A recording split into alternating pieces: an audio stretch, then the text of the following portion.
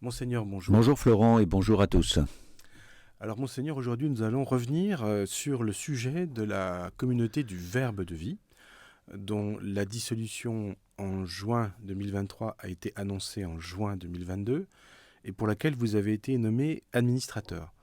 Parce que parmi les questions que se posent nos auditeurs, que se posent les diocésains et au-delà les amis de la communauté, il y a celle notamment de l'accompagnement des personnes. Il y a peut-être la crainte que les communautaires soient un peu laissés à l'abandon. Or, il n'en est rien.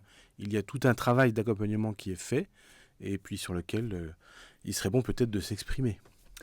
Oui, bien sûr, et bien volontiers. Bien volontiers. C'est une mission que j'ai acceptée, que j'essaye d'assumer de mon mieux. Ça me prend certes beaucoup de temps et j'essaie de m'organiser de plus en plus pour cela.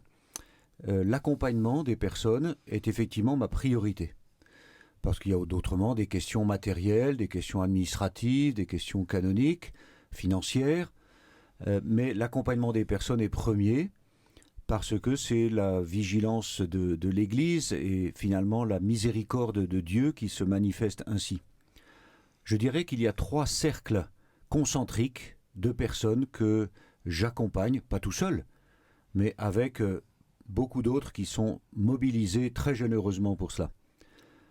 Le premier cercle, ce sont les communautaires résidentiels, c'est-à-dire une quarantaine de personnes, dont beaucoup sont très connus dans notre diocèse de Châlons, puisque l'abbaye d'Andecy est le lieu de résidence principal, et nous connaissons ici les frères et les sœurs revêtus de leur habit religieux et qui participaient à la vie diocésaine et y apportaient aussi toute leur joie, leur dynamisme.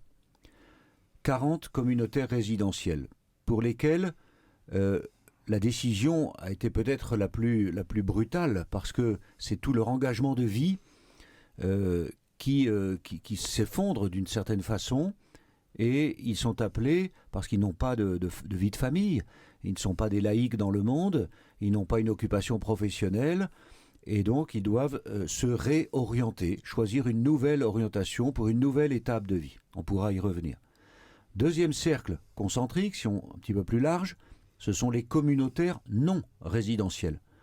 Ce sont donc des laïcs, parfois des couples, beaucoup, qui résident, qui sont chez eux, qui travaillent, qui sont en retraite, mais qui sont engagés dans la communauté, dans l'association privée de fidèles. Ils se sont engagés, ils participent, ils la soutiennent, ils vivent un certain nombre d'obligations, de rencontres, de temps de prière, de temps de partage. Ils sont vraiment partie prenante de la communauté et de tous les apostolats qui étaient développés, les festivals, les temps de mission, etc. Troisième cercle concentrique, ce sont les membres de l'Alliance du Verbe de vie.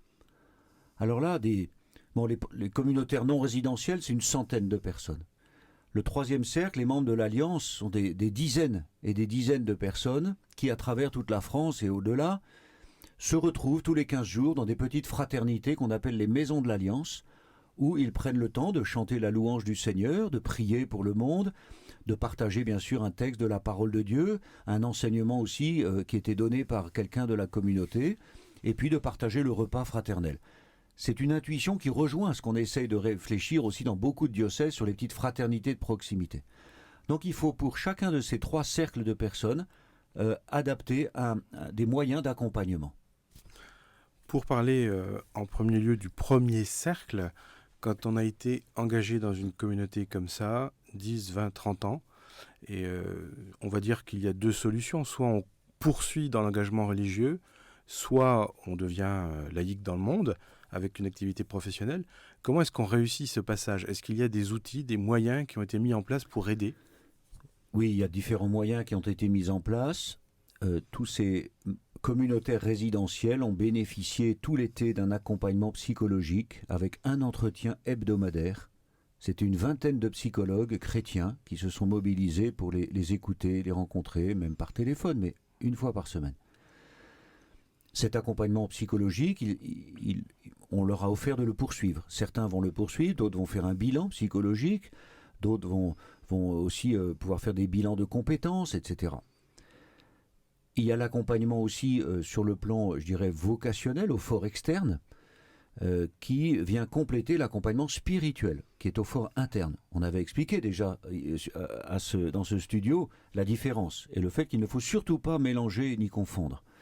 Donc chacun bénéficie d'un accompagnement spirituel. Ce sont les questions de conscience, les choix à faire sous le regard de Dieu, les grandes questions profondes de foi, d'engagement, etc. Et puis l'accompagnement au fort externe, eh bien que moi-même je coordonne avec différents autres interlocuteurs, religieux ou prêtres, qui sont là pour m'aider à écouter aussi les questions d'orientation. Et nous prenons des contacts avec des organismes d'église ou autres pour éventuellement trouver des offres d'emploi, pour trouver une mission d'église ou un engagement dans une nouvelle communauté. Ça, c'est ce travail-là qui se fait au quotidien. Et puis, bien sûr, par exemple, aussi, nous bénéficions de la générosité d'autres personnes avec lesquelles j'ai pu entrer en contact, et en particulier un réseau d'amis qui existe et qui est constitué d'anciennes personnes consacrées, des personnes qui sont sorties de la vie religieuse. Alors, elles sont pour la plupart un peu plus jeunes que celles du Verbe de vie, donc les circonstances ne sont pas les mêmes. Quand on quitte la vie religieuse après 5 ou 9 ans, et qu'on n'a encore que 30 ou 35 ans, c'est différent que de quitter une vie religieuse après 30 ans d'engagement et quand on a 65 ans. Voilà. Donc il y a tout cet accompagnement-là avec des personnes spécialistes en ressources humaines, en démarches administratives. Il faut apprendre comment on fait pour prendre un abonnement de téléphone, comment on fait pour c'est les déclarations d'impôts, pour rédiger un curriculum vitae, pour se présenter à un entretien, etc. Voilà un accompagnement, un panel, vous voyez, d'outils. Ce sont des personnes qui accompagnent. Et c'est dans cette relation interpersonnelle que la confiance se crée et que nous pouvons avancer. Quel est le calendrier? À quelle échéance est-ce que tout le monde doit être réorienté? Je ne sais pas s'il y a une date butoir, mais... La date butoir, c'est la dissolution de la communauté. C'est à la fin du mois de juin 2023. Et sur les 40, je peux dire que déjà une quinzaine ont quasiment validé une décision, au moins pour cette année qui vient.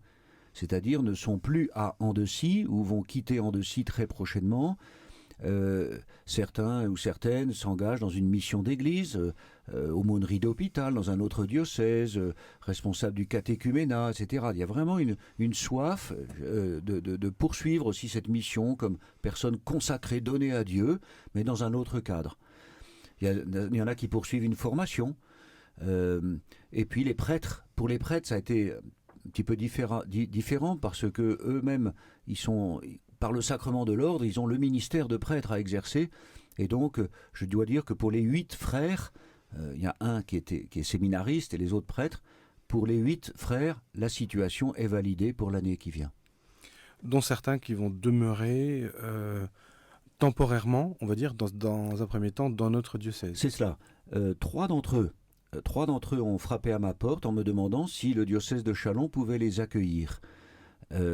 J'ai souhaité répondre positivement pour cette année, pour une année de discernement, en les insérant dans notre dispositif pastoral et missionnaire. Et j'ai l'impression en quelques jours que déjà il y a une vraie joie à y participer. Et puis un quatrième, ce n'est pas lui qui me l'a demandé, c'est moi qui le lui ai demandé, parce qu'il est depuis une bonne dizaine d'années à Andecy, il connaît toutes les questions de gestion et d'entretien de l'abbaye. Et donc, il a accepté pendant 1 an, tout en étant prêtre auxiliaire, bien sûr, de rendre des services comme prêtre, mais en même temps d'être comme le régisseur de l'abbaye d'Andecy pour veiller à cette propriété qui appartient au diocèse de Châlons, d'ailleurs. En 2 mots, est-ce qu'on a une idée déjà de l'avenir de ce lieu ou pas encore, ou c'est trop tôt? Non, nous allons, simplement ce que je peux dire à la date d'aujourd'hui, c'est que nous allons très prochainement, dans les semaines qui viennent, je pense d'ici la Toussaint, arriver à réunir un petit groupe de travail sur l'avenir de l'abbaye d'Andecy.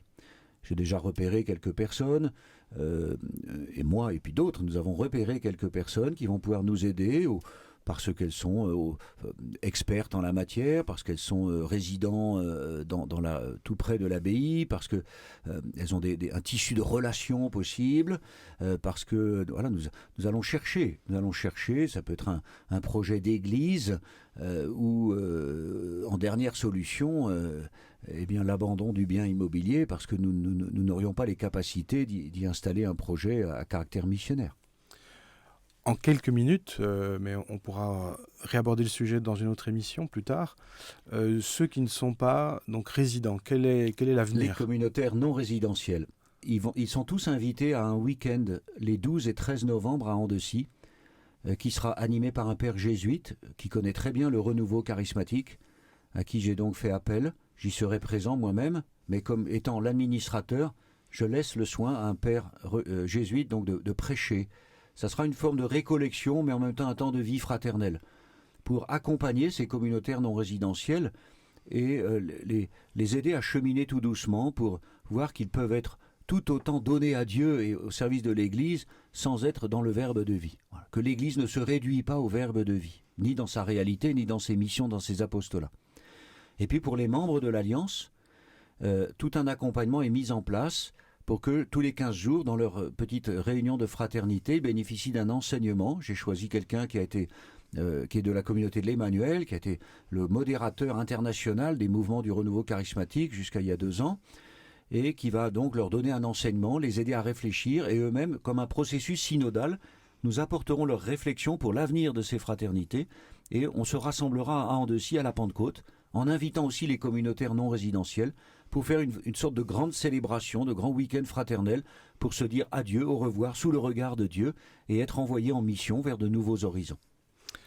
Dans la minute qui nous reste, quels sont vos défis pour les mois qui viennent? Un de mes défis, c'est d'arriver, de parvenir à assumer toutes les tâches, cette vigilance épiscopale dans tous les domaines que j'ai cités tout à l'heure, et c'est surtout d'instaurer la paix. La confiance dans l'Église. Personne n'est abandonné. Nous faisons de notre mieux pour accompagner les uns les autres. C'est finalement une décision de miséricorde que d'avoir annoncé la dissolution de cette communauté dans laquelle les personnes sont remarquables, et je suis là pour les aider à trouver dans la paix un avenir sous le regard de Dieu, et ce sera, je crois, un bon exemple aussi pour toute l'Église. Outre le soutien de notre amitié et de notre prière, est-ce qu'il y a des besoins spécifiques pour aider justement à cet accompagnement des personnes? Actuellement, il peut y avoir un besoin, si des personnes m'entendent aujourd'hui, des vêtements pour femmes, puisque les sœurs qui quittent l'habit religieux ont besoin de s'habiller pour trouver un travail, aller, etc. Ça peut être quelque chose de très très pratique, vous voyez.